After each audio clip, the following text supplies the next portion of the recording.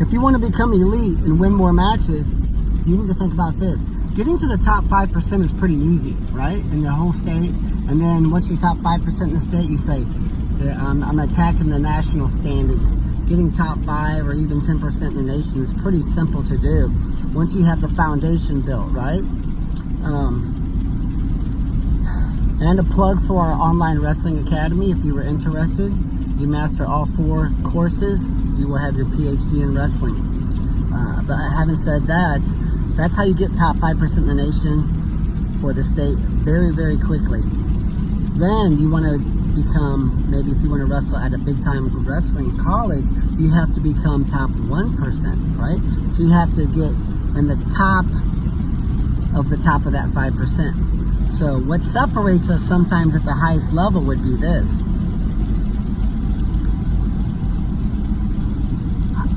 If I get the first takedown in the vast majority of my matches, that helps. You say, no duh, Nick, we already know that. Yes, we do.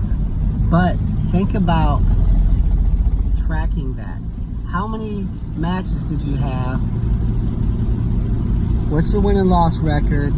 In your wins, how many times did you get the first takedown? Probably a whole lot of them.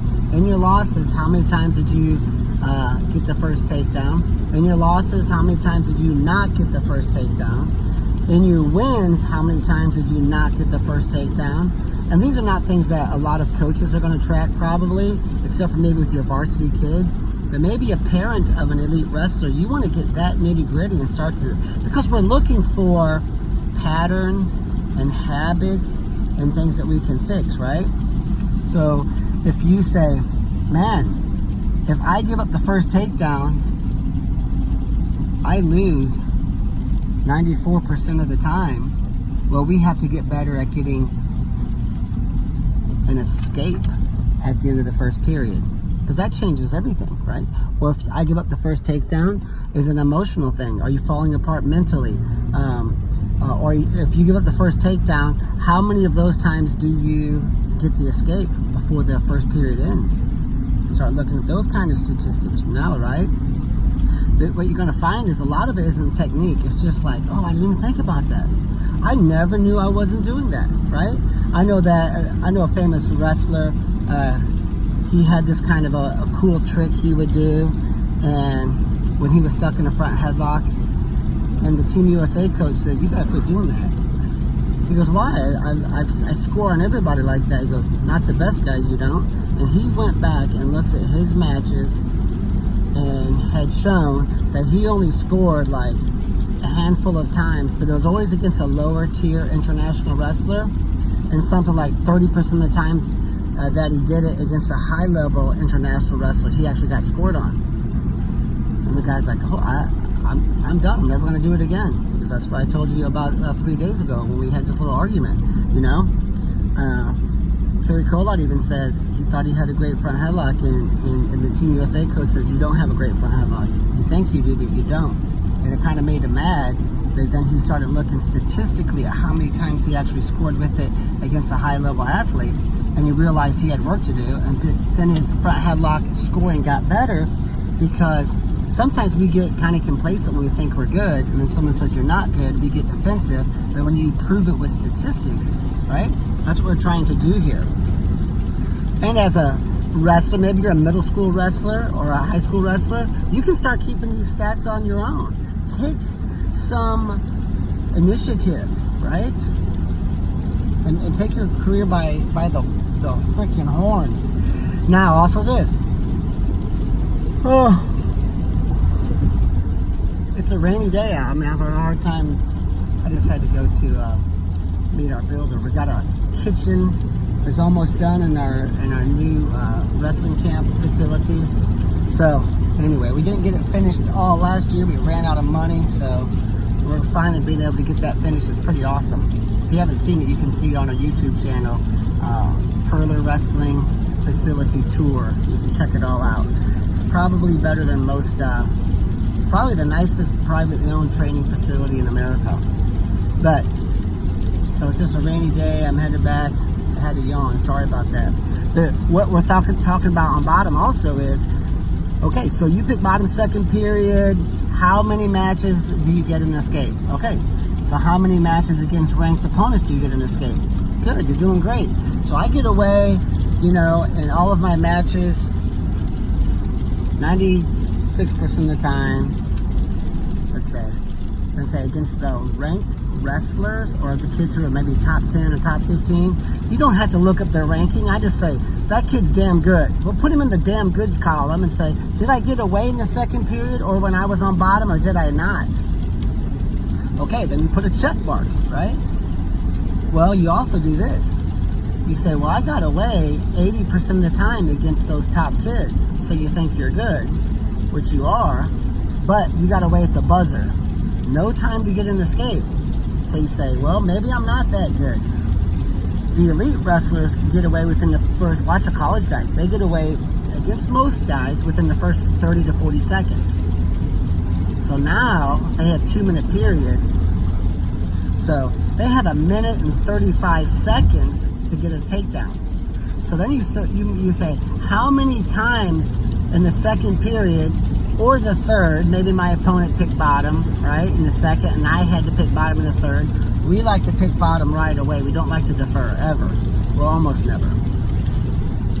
So if I pick bottom in the second period or the third, and I got away within the 35 seconds, how many 3-point second periods or bottom periods did I have? You're like, dude, 25% of the time against a great quality opponent, when you pick bottom, you got 3 points. You got an escape and a takedown. Well, now I see all of these things are shifting you into the elite column. You're like, dude, this guy gets the first takedown against the top opponents. Because our rule is I get the first takedown or no one does, right? No one will get the first takedown. I don't care what it takes. I will get it, you won't, or none of us will. And if I'm a great mat wrestler, I'm okay with going 0-0 first period if that's what happens. Because I know I'm a monster leg rider on top, and I know that I am, and I know that I get off bottom clean, and I know that when I get off bottom, I generally have a very good percentage of getting that takedown. So when you start looking at some of those parameters, and you start to kind of pay attention to those, something happens in your brain. You're like, okay, I'm on bottom. I have to get away soon. I know that. I want to be elite. I want to wrestle on ESPN for a famous college. I have to get off bottom. And I have to get an escape. And I have to get the takedown after I do that. You're going to start doing it more. It probably was never a technique issue. I didn't even know I was doing that issue. And then once you do know you're doing that or not doing that, then you pay attention to it, right? And once you pay attention to something, it's like magically happens, right? Because it becomes a point of focus. So there's a few tips right there. One more we could talk about would be how many times do you get scored on off of your leg attacks?